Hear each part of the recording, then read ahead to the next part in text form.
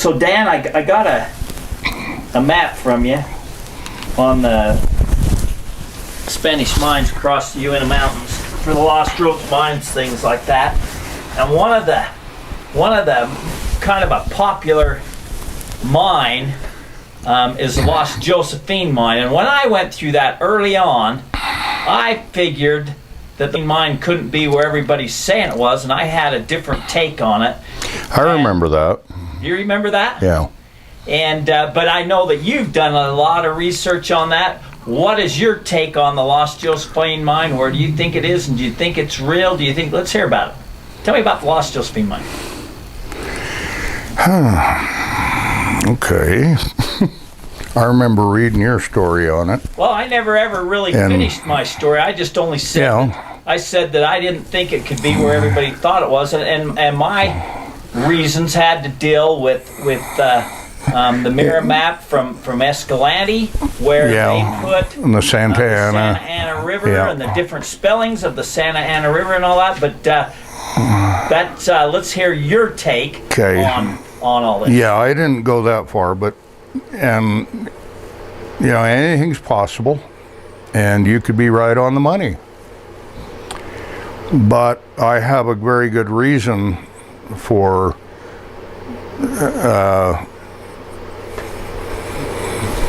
thinking that it is where I believe it is.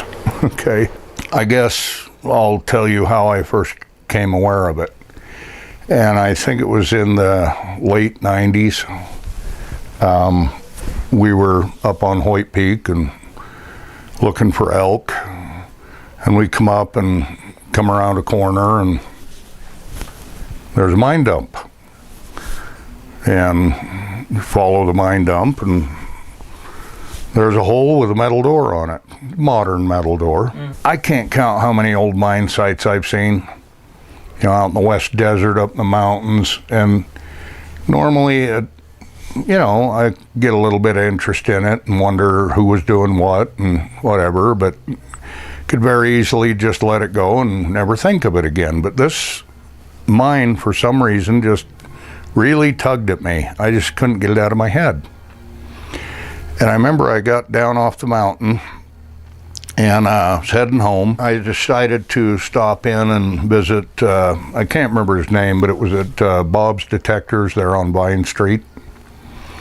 And I went walking in, and he looks up and says, "Hey, where you been? How you doing?" I said, "Oh, doing all right." And he says, "What have you been up to?" And I said, "Oh, I just got down off the mountain." And I says, "I run into an old mine up there." And I says, I don't know why, but I got to find out more about it."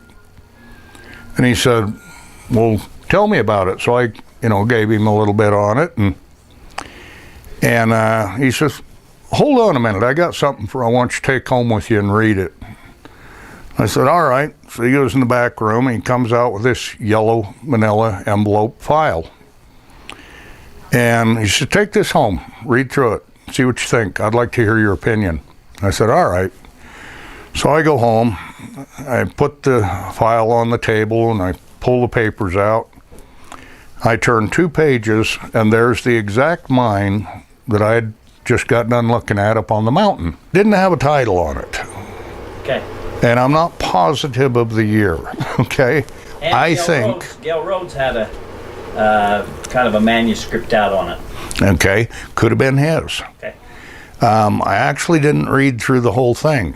All right. I just wanted to know what that mine was and what the story was behind it.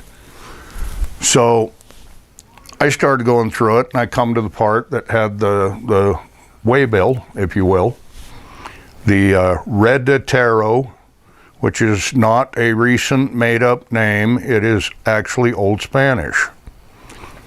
I remember that the writing itself on the document kind of bothered me a little bit. It looked like somebody had gone over it with a felt-tip pen. But I could see myself doing that if I had more than one copy, just so I could read it much better. Yeah, I mean, I do that digitally sometimes. Yep.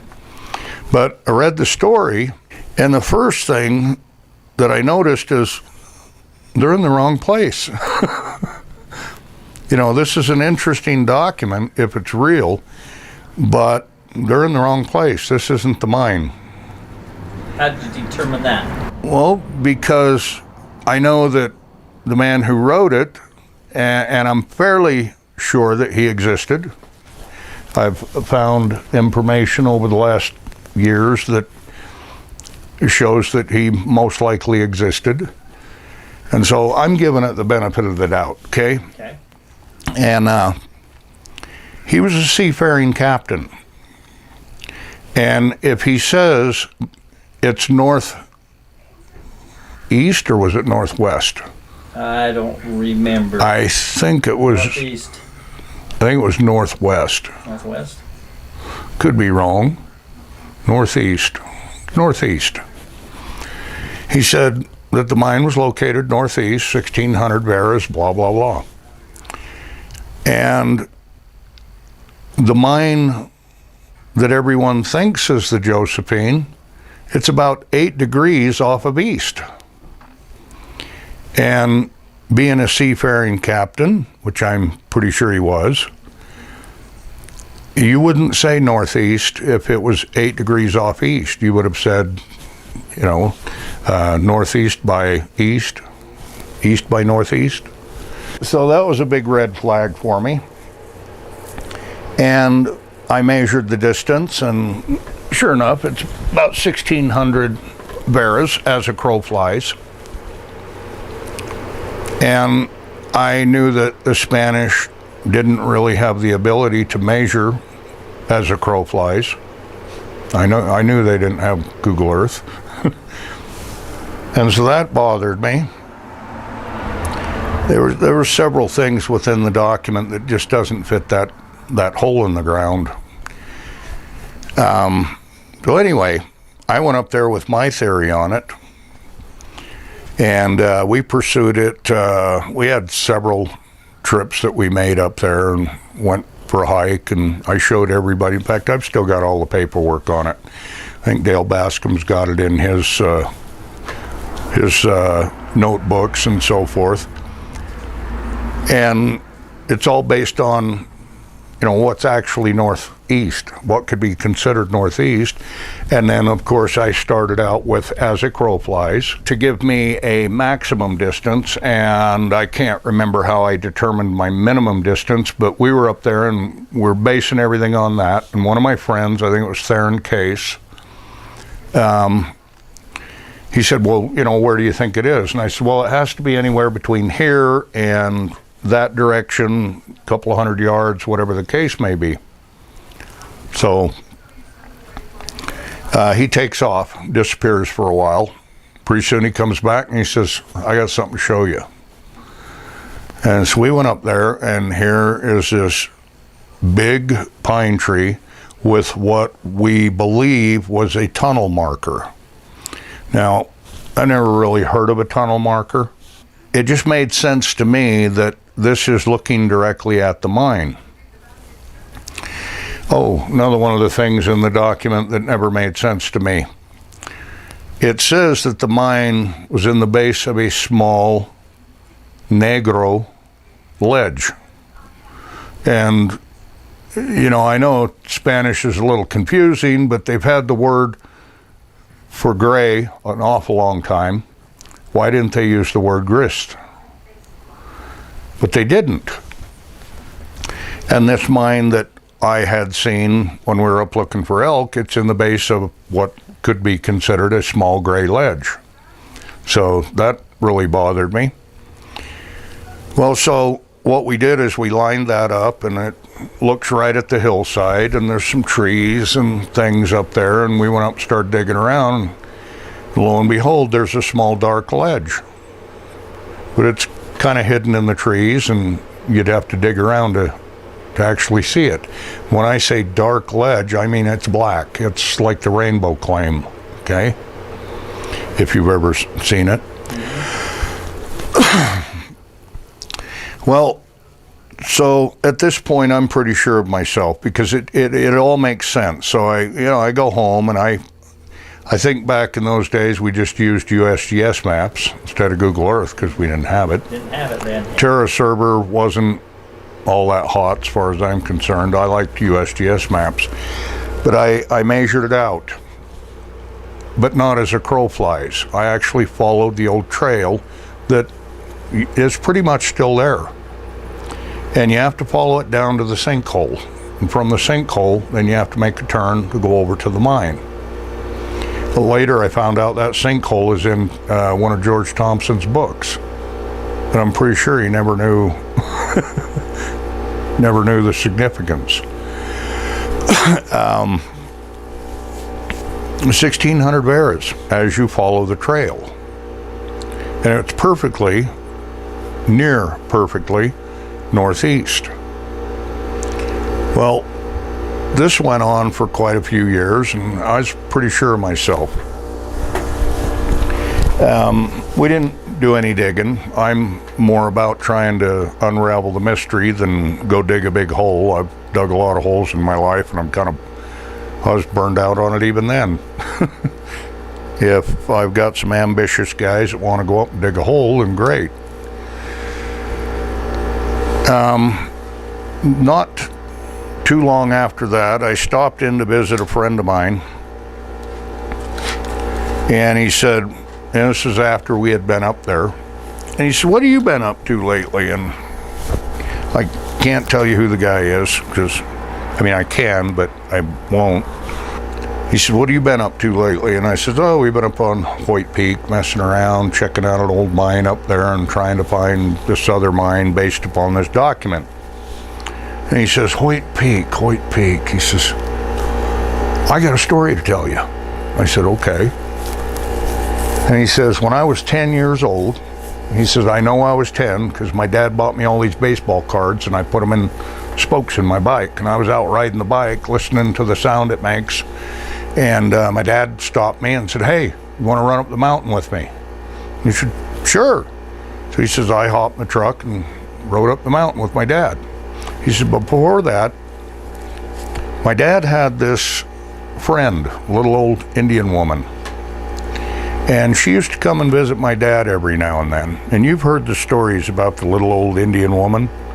I sometimes wonder if it's one and the same. But this little old Indian woman came to visit him. And she told him, she says, "It's been given to me and my family," she says, "to keep an eye on this mine up on Hoyt Peak." And she says, "And I'm just getting too old to do this anymore." And she says, "You're the only friend I've got." She says, "You've always been good to me." She says, "I want to give this to you." And he has no idea what she's talking about. And she said none of her family was interested in keeping an eye on this mine at any other point. And you know as well as I do, that's kind of a typical practice of the Ute, is they will assign something to a family. And she said she just didn't want to do it anymore, and she didn't know what else to do with it. She said, "I want to give it to you." So she sits down and draws him a map and explains everything about it, and hands the map to him, and they parted ways. And so he went and got his son, and they headed up the mountain. He says the whole way up there, he says, that map was sitting right next to me, and he says, I have no idea what was on it. But he says, I remember driving all the way up to this mountain, and I remember the bald peak, that Hoyt's got.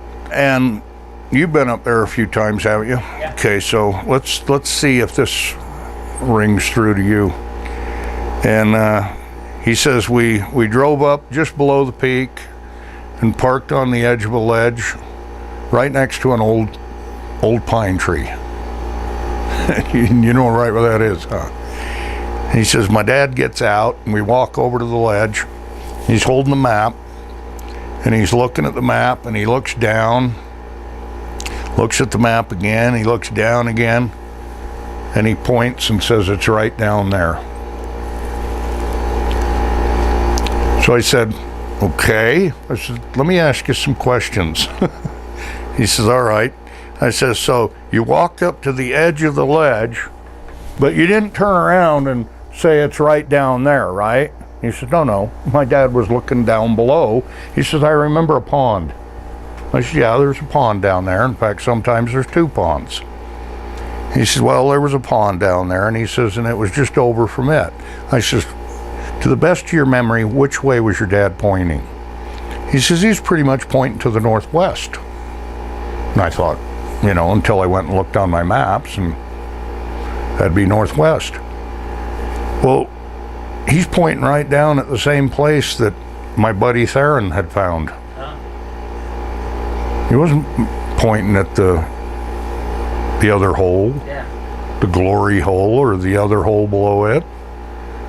And so I thought that was pretty interesting, and it kind of validated the whole thing. Oh, when she was talking to his dad, she told him that this is a mine that my grandfathers had killed several Spaniards. And ever since then, it's been in my family to keep an eye on it. So, to me, it gave validation to the document. I don't know the story behind the document. I've heard that, it was found at, I think it was BYU in Special Collections, and he stole it. But why it had that thick, bold lines over all the words, I have no idea. I'd love to see the original if it still exists. But there was a lot of things within it that made me realize that the probability of it being authentic, it actually is. I've had a lot of people say, well, Reditero wasn't that's more of a modern name, and the word they should have used is Deretero, and I'm sorry, but that's not correct. I've read a lot of old Spanish documents, and you can sit there and imagine what a lot is, but the word that pops up a lot, especially in Old Spanish, is Reditero, not Deretero. Okay? So you can either believe what I said or go look it up for yourself, or it doesn't matter. I don't care. The other thing that seems to come up quite a bit is the use of Roman numerals. Keep in mind, Roman numerals was not necessarily used a lot by Spanish in those days, but they were trying. They had a little different understanding about how they worked, and this is why you find mistakes in the Roman numerals. They most certainly did use Roman numerals, because I've read the old documents that proves it. And I'm not talking about a handwritten document that someone sent me. I'm talking about old books written in the 1400s, 1500s. If they didn't use Roman numerals, then what the hell were they doing in the books? Anyhow, so do I believe it's a real story? Yeah, I do. I haven't got any reason to not think so. Was there something else you wanted to know about it? Thank you for sharing that information, because I know, Dan, that you've done a lot of research on the Uinta Mountains, the history of the Uinta Mountains, the stories, the gold stories, the treasure stories of the Uinta Mountains. You've even put together a map of where you believe the Rose mines are, the different mines are, the different massacres that took place. Well, you've written books about that stuff. You've done a lot of research. You're one of the leading authorities on the research of the Uinta Mountains and things like that. So. Nah, he is. Well, yeah, the Master Map project, that was a fun project. It started off as just a perspective until I got with Dale Bascom, and we got to talking about it one day, and I thought, I can do this. And it worked. And we won't say any more about that, but wait a minute, I have to say something more about that. Okay. So because you've laid out where the stories fit to a lot of different things on a master map, and you've made that available to some people. Yeah. Well, making that available to others? Well, yeah, certain versions, and what I mean by versions is I don't mean misinformation. There's there's 80 mine sites on this map, okay? It's about 80% of the original master map, okay? And I feel it's pretty dang accurate. If it wasn't, I wouldn't have found a lot of the mine dumps that we found ever since I created it. Actually made a Google Earth overlay, okay? Transparent.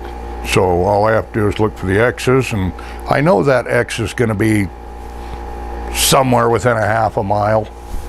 And you just start looking around, and all of a sudden, there's the mining operation.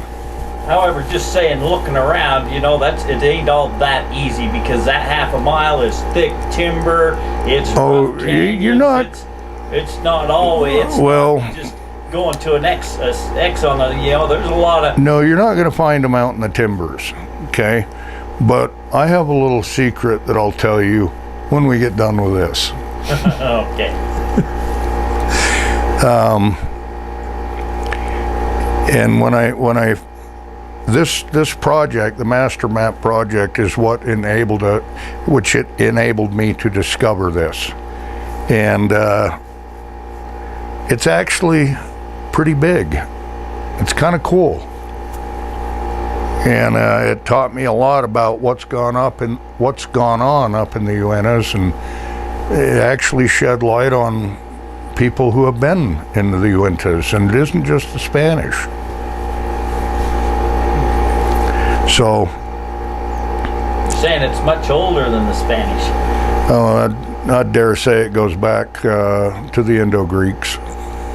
They were likely the first, but it depends on how much. The mountain itself changed in 900 AD. If it changed enough, there could still be mine dumps there. Doesn't matter. I mean, so yes, it could be as far back as the Indo-Greeks. I would probably suspect more so Romans. And I think the main reason for that is because of the Antonio de Espejo documents. Because those documents, it's very clear he knew what he was looking for, and nobody had been there prior to him in known history. And I know dang well he was following paperwork that had been handed down to him from his ancestors, and that had to be the Roman colonies. The use of the word Castilian on the map, and when you're reading his exploration document, there's too many clues. He knew too much.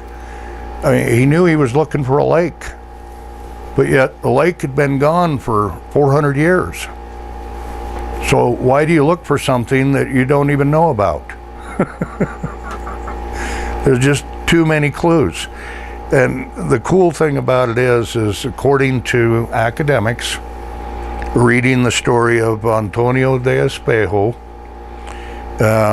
they do a real nice ditty on him, and you can go read his exploration documents from 1582 and 1583. The reason that you can't find anything on his exploration between 84 and 88 is because he never made it back.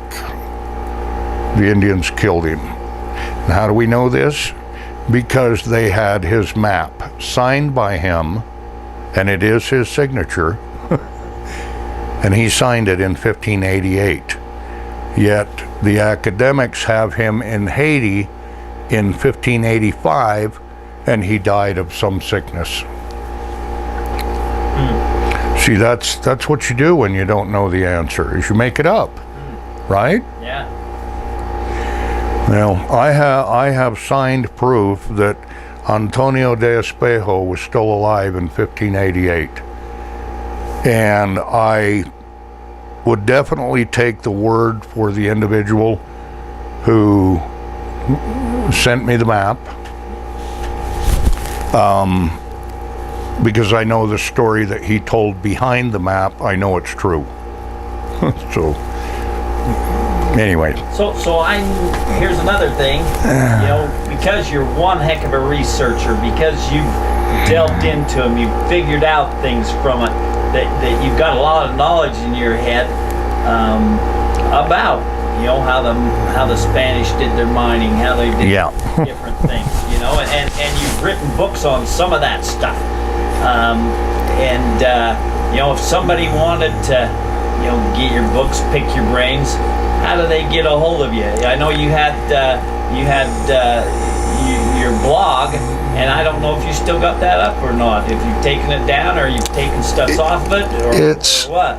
It is still up. I don't know how long it'll stay up. It's gotten to the point, how do I put it? I love doing the research. I really do. I wish I could get up every morning and sit and do my research from early morning hours, because I'm an early bird. I like getting up at 5, 6 o'clock. When I'm writing books, I like to get up at 4 o'clock. It's my best time.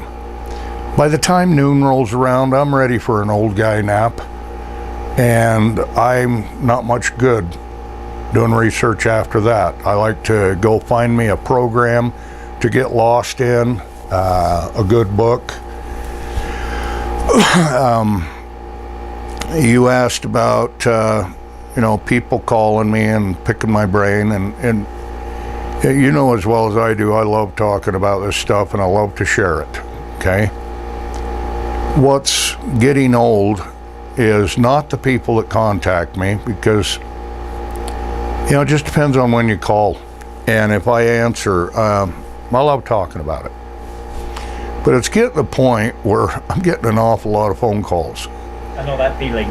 And I don't want to turn them away. I really don't. You have time for everybody that's contacting you. Yeah, I know that feeling. and you get emails that are this long. I get so. And they're asking questions all through it, and you're thinking, God, I'm tired. I want to go take an old guy nap. I want to escape from the research now. And so people end up getting unwantingly ignored. People sometimes send me a message on Messenger, and I don't even know the message is there for months later. I don't know how to find them. I'm you're probably the same. I get about 100 emails a day, and if I'm working 12, 14, 16 hours a day, for a couple months of the stretch, man, before I know it, man, I've got so many emails backed up, backlog, that there's no physical way I can get to them all. Yeah. It's just no physical way. That's why I send you an email, and then I send you a text. You got to call say, or call you. Texts don't work because I get so many texts, I get so many emails, you got to call me. Yeah, I prefer the phone calls myself. But I think the biggest problem I've ran into stems from the events that occurred about 16 years ago, and I'm going to spare the poor soul the story, and I'm just going to say that greed, because of greed, I lost everything except what was important to me. And that's why I'm so protective of what's important to me, and that's my family. Mm-hmm. And I have the most amazing wife there is. My kids, I don't know what I'd do without them. My older kids and my younger kids. And quite frankly, it's the only thing that keeps me going. But you have to understand that event that occurred 16 years ago caused me to lose everything, okay? I had been off the roofs for 10 years at that point. It's the one thing I'm good at. It's the one thing I could have made dang good money at. I mean, I know what I can make. And, I've put together 2 or 3 roofing companies, and each one of them did quite well.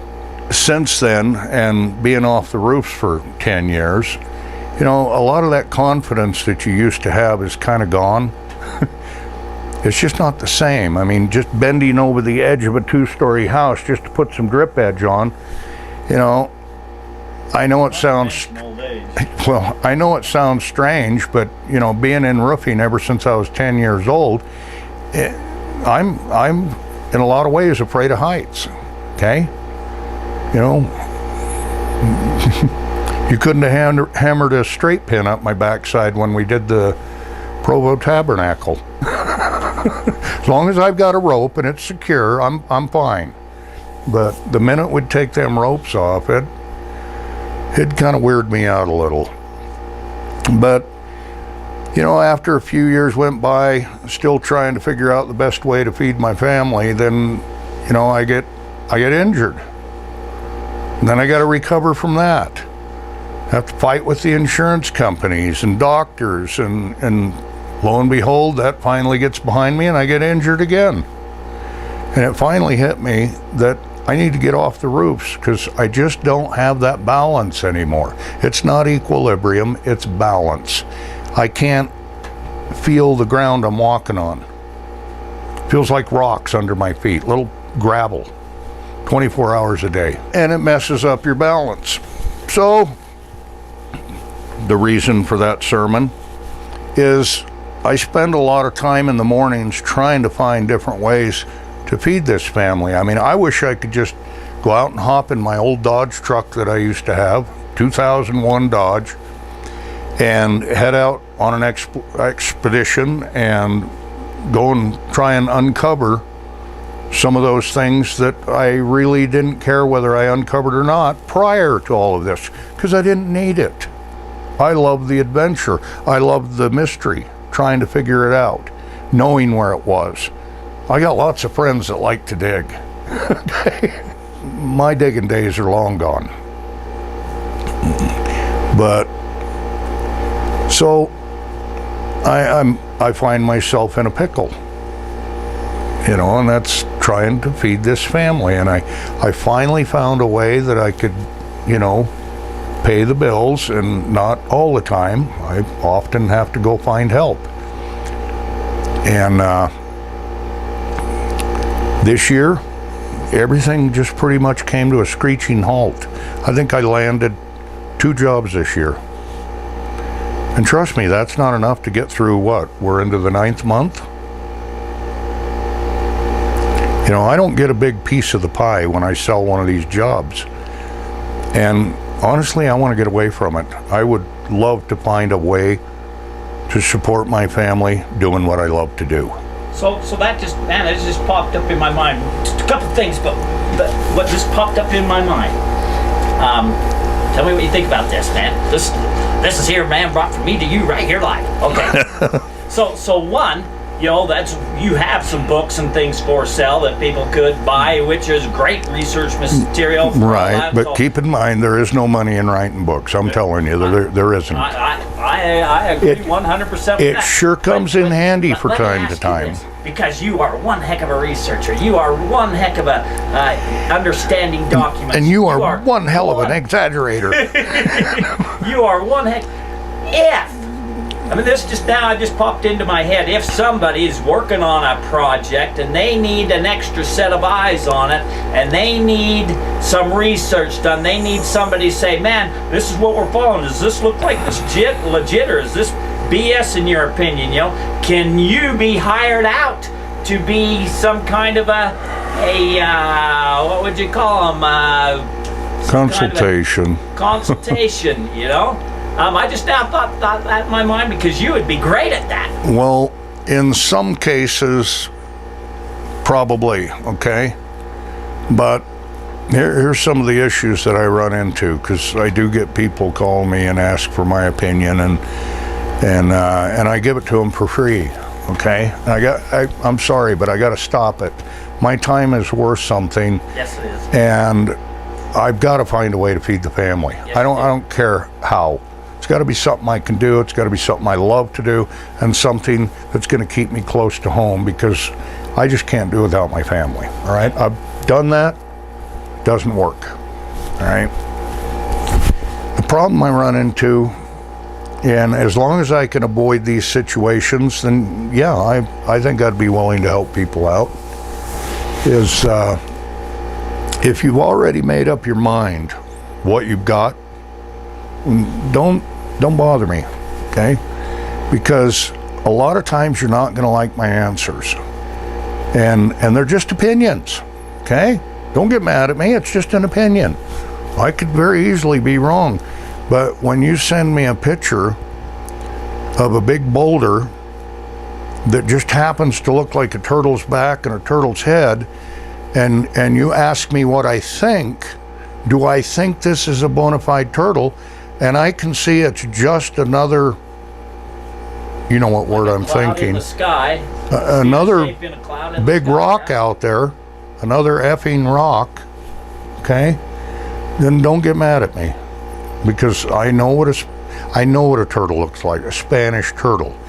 And it's not some big damn rock that just happens to look like a turtle. It's actually a built monument with rocks, more than one, obviously built by man, and it'll have certain characteristics, okay?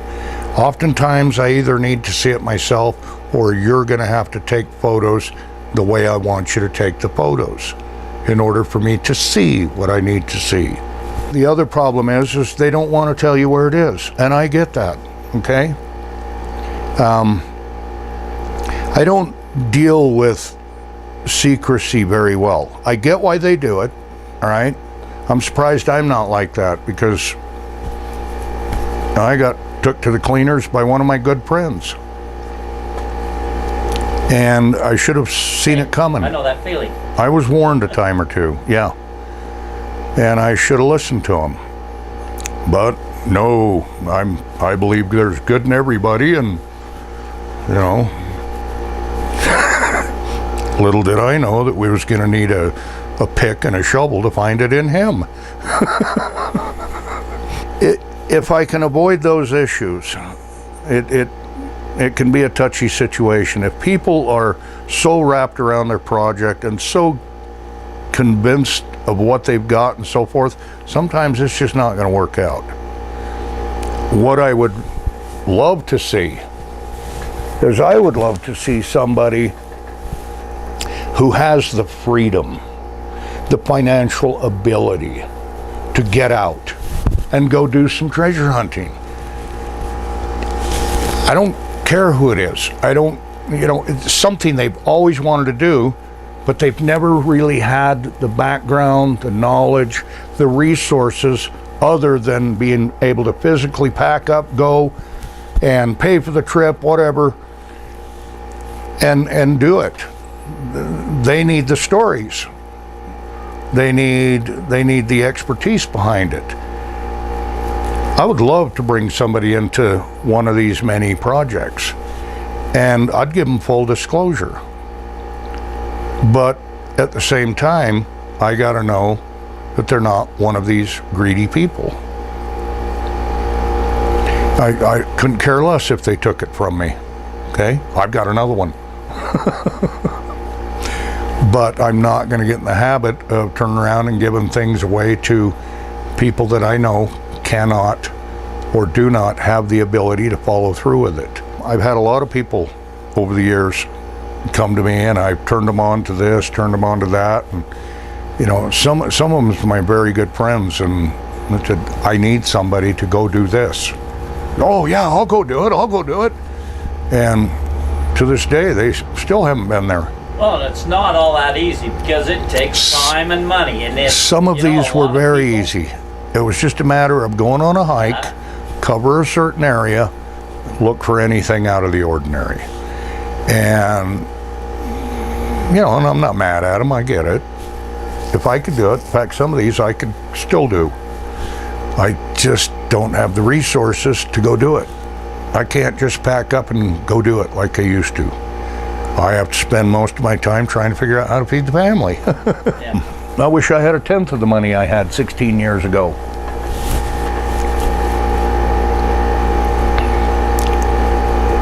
So, how does somebody get a hold of you? What's your email?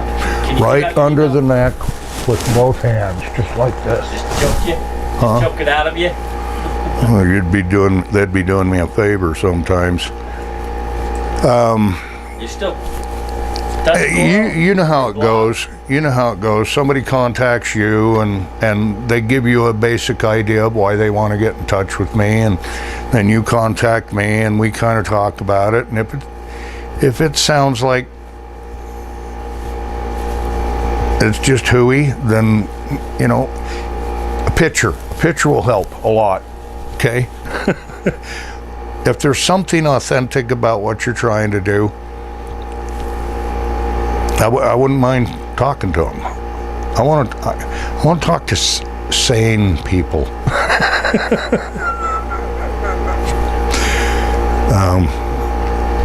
And that's what crazy people want. Okay. The usual method, emails. What's your email? Come on, man. Do I got to pry it out of you? The email address is so simple, and it's all over the website. You go to Tuscoro.com. Spell that. Tuscoro. Tuscoro. Okay? .com, and they can check out .com. your blog. That's the blog site. Things on that blog, but you've taken a lot of it down. Yeah. Now the difference between the blog site and the 3-volume set of books. 3-volume set of books. Is the 3-volume set of books is the expanded version. Okay? Not every article has been expanded, but I have a tendency to write tight-lipped, and then I go back and read it, and I don't want to change it, but I realize I could have been a little more open. I don't want to, I want to share it, but I don't want to do the work for you. If you want to have some fun, then you go do it. I'll tell you where it's at. I'll tell you what to look for, and if I'm wrong, great. Hey, I'll throw you another one. I could be off my rocker. Rewind. Where were we? Trying to get your email address. Oh, email address. Email address is tuscoro@gmail.com.